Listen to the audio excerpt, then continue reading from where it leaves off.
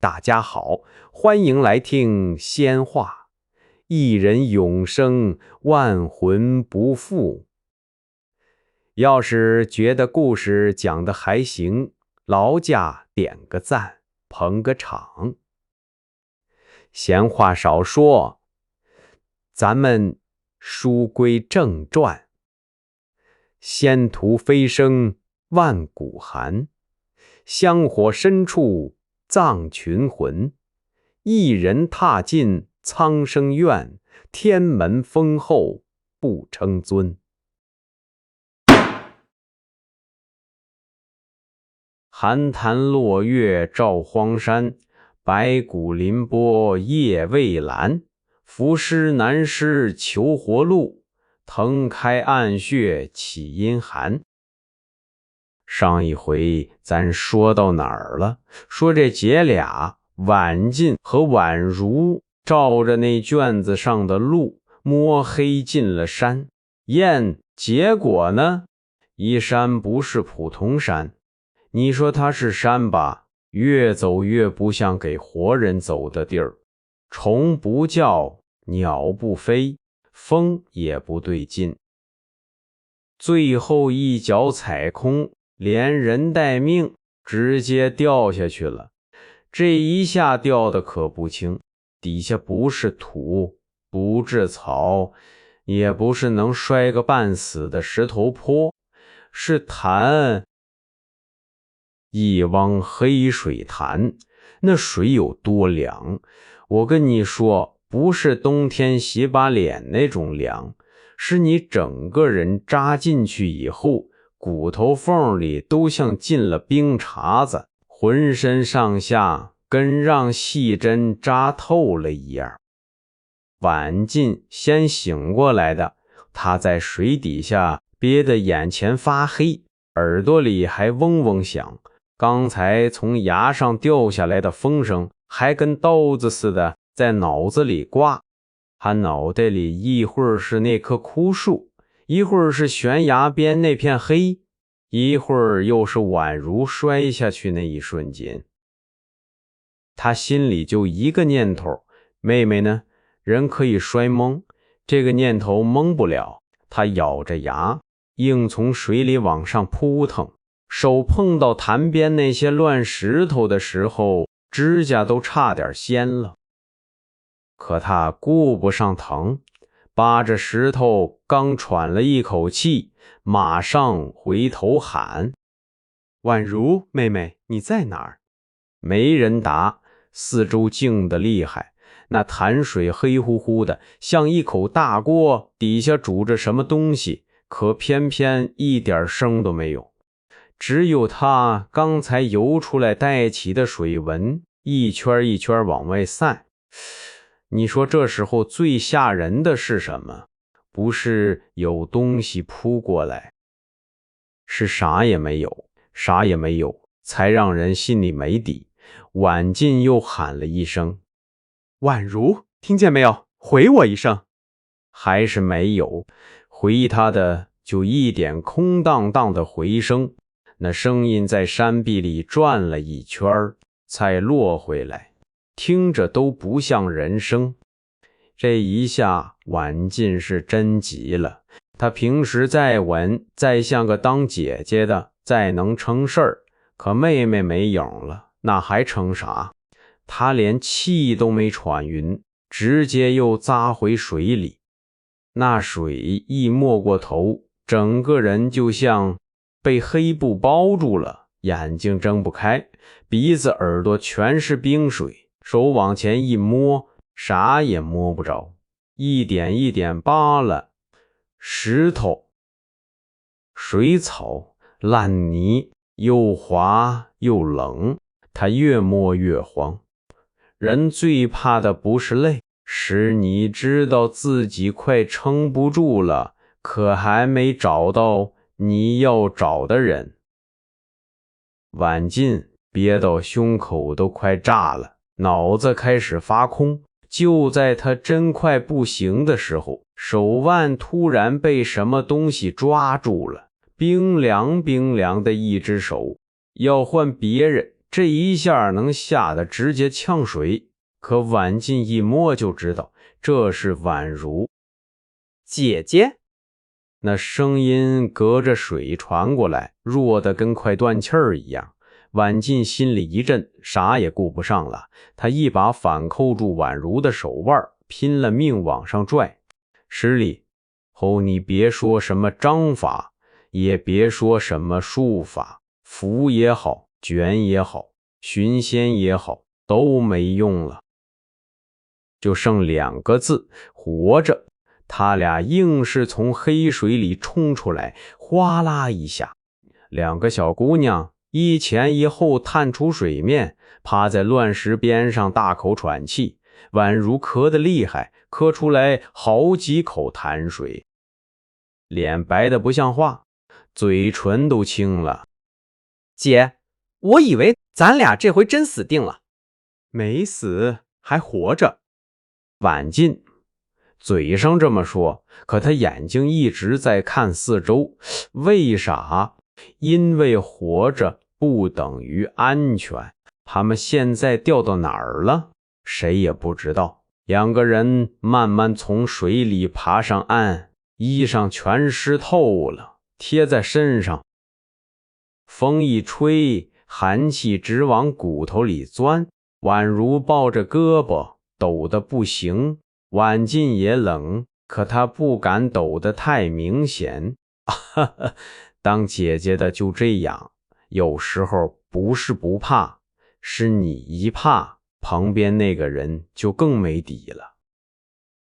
他倆抬頭一看，完了，四周全是山壁，高得嚇人，黑黢黢的石頭長滿青苔，濕漉漉的，那崖壁跟刀削出來似的，直上直下，連個能落腳的地方都没有。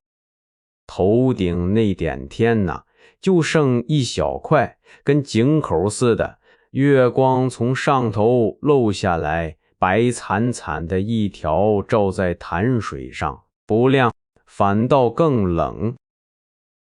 你要是在這種地方，別說2個小姑娘，就是幾個壯漢掉下來，也得先懵一陣。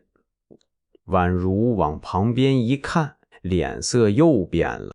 岸邊碎石頭和雜草裡散着幾節白骨，有長的，有短的，有些都讓水泡得發白了。月光一照，冷森森的。姐，這裡咋會有人骨啊？這句話一出來，2人心裡其實都明白了，他們不是第一個掉下來的，這地方以前就吞過人，而且吞了以後可能就沒吐出去過。看來掉下來的人不止咱們。那他們咋死的？是不是沒人能出去？婉进没馬上接話，這話咋接？說能出去吧，四周山壁擺在那兒，說出不去吧，宛如那口氣可能當場就塌了，他只能先摸懷裡的符。這幾道符是他們身上能保命的東西。以前遇上點邪門事兒，笑多少還能頂一下，可這一摸出來，壞了，全泡透了，實軟塌塌的，符末也暈了，別說施術，拿手裡都快爛了。婉進把符攤在掌心，看了半天，臉一點點沉下去。姐，還能用嗎？用不了了，符泡壞了，暫時施不了術。這話比冷水還冷，因為他倆剛才還能靠點符籙，靠點密卷壯膽，現在呢，濕衣裳，一把匕首，一口黑痰，一堆白骨，還有不知道多高的山壁。這局面說難聽點，老天爺要是再加把勁兒，他倆今晚就能跟旁邊那些骨頭作伴。宛如看了看四周，聲音都虛了。那咋辦啊？咱總不能一直在這兒待着吧？婉进沒急着說話，他這個人從這一段你就能看出來，他不是沒情緒，但真到要命的時候，他能把情緒往下壓。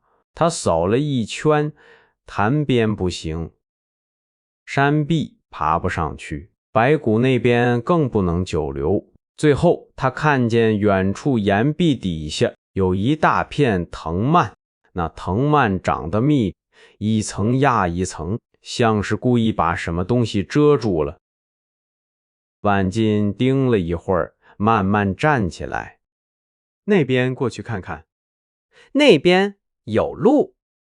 不知道，但這兒沒有路。你聽這話，不知道，但這兒沒有路，這就是晚進後來那股勁兒的早影子。不是他知道前頭一定能活，是後頭已經沒法活了。两個人一步一步往藤蔓那邊挪，地上滑，草底下全是水，偶爾踩到碎骨，咔吧一聲，宛如整個人都一哆嗦。走到跟前才發現，那藤蔓後頭真像是有個洞，黑洞洞的，不大，但足夠一個人鑽進去。晚進把匕首抽出來，握得很緊。幫我把藤蔓扯開，小心點。宛如伸手去拉藤條，那藤條又濕又韌，像長了筋似的。他扯了好幾下才扯斷，藤蔓一開，裡頭那股氣一下就衝出來了，不是風，是冷氣，陰冷陰冷的，像有人把一口老棺材打開了。那冷氣貼着臉一撲，倆人當場往後退了2步。好冷，姐，這裡頭不對勁。裡頭有東西。這話說完，宛如就站住了。他看着那個洞口，洞口裡一丁點光都沒有，火還沒點呢，就已經能聞到一股潮味，霉味兒，還有那種爛了很多年的味兒，宛如咽了口唾沫。姐，咱一定要進去嗎？不進去呢，上面上不去，潭邊待不了，符也廢了。現在就這一條路。可裡頭要是真有東西，那也得進去站外頭等着，更不是辦法。宛如看着他姐，他其實害怕，非常害怕，但他更知道晚進說的对，有時候人就是這麼被往前推的，不是你勇敢，不是你想冒險，是你退一步也得死。他最後點點頭。行，我跟你進去，你別把我甩下。不會。就這俩字，不會。你說輕嗎？挺輕，可對那時候的宛如來說，比什麼符都管用。晚近點了，火折子。那火不大，被洞口的冷氣一吹，摇摇晃晃的，好像隨時要滅。两個人貼着洞壁往裡走，洞裡那地面全是青苔，滑得跟抹了油似的，牆上往下滴水，滴答滴答，這聲音在洞裡一響，特別清楚，你越不想聽，它越往耳朵裡鑽。空氣也不好聞，潮、悶、霉，還有點說不上來的腐味兒，不是一句兩句東西爛在裡頭那種味兒，是這洞本身好像就被爛東西淹了很多年。宛如捂了一下鼻子，這啥味兒啊？我有點喘不過氣。別大口吸，跟緊我。火光往前一照，牆上有東西，不是畫，是符文，密密麻麻，全刻在洞壁上，有的深，有的淺，有的像是很多年前刻的，邊都磨圓了，有的又像新刻不久，刀痕還帶着毛刺，亂，特別亂，可這亂裡頭又有股怪勁兒。你盯着看一會兒，就感覺心裡發慌。宛如看不懂，但她知道這不是什麼好東西。姐，這些寫的是啥？婉靜湊近看了看，她臉色一下更凝了，因為這些符文她不是完全陌生。這才是最麻煩的，完全不認識，那還好說，你可以当邪門玩意兒防着。可偏偏他看着眼熟，像他們族裡那卷密卷上某些殘缺的紋路，不像一模一樣，但同一個根，就像你在外頭遇見一個陌生人，長得不認識，可眉眼之間偏偏像你家親戚，那種感覺最瘆人。有點眼熟，跟咱們帶出來那卷密卷像是有關係。密卷？那這洞也是族裡留下的？不知道，別亂碰。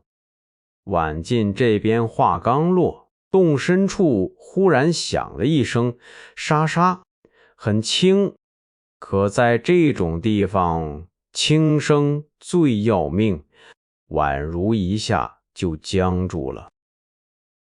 俩人都沒動，火折子在婉靜手裡抖了一下，光影貼着洞壁晃過去，那些符文也跟着一明一暗，看着就像牆上的字活了似的。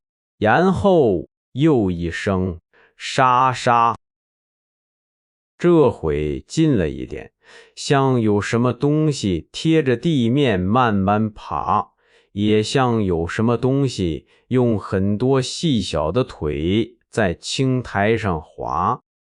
姐，你聽見了嗎？婉靜沒吭聲，她把宛如往身後一擋，另一隻手慢慢把匕首抬起來。你說這匕首有多大用？真要遇上山精鬼怪，可能也就能壯個膽。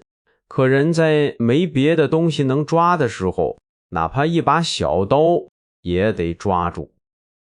抓住它，就像抓住自己還沒倒下的那口氣。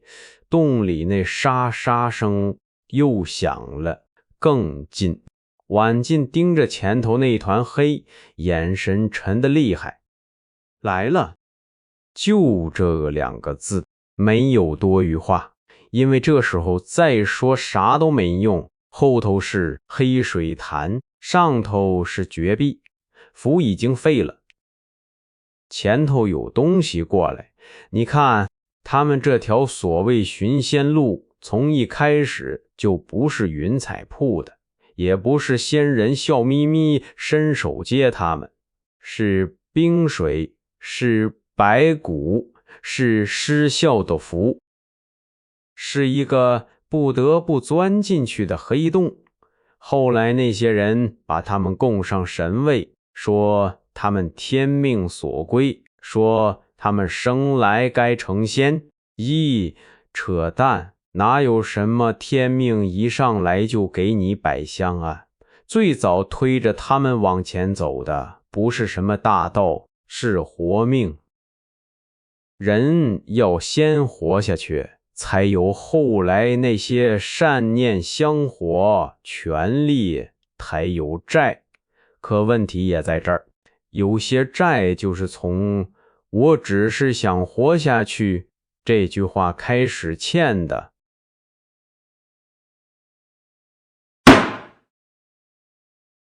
欲知後事如何，且聽下回分解。這回就講到這兒，感謝諸位捧場。要是喜歡仙話，記得點個讚，咱們下回接着嘮。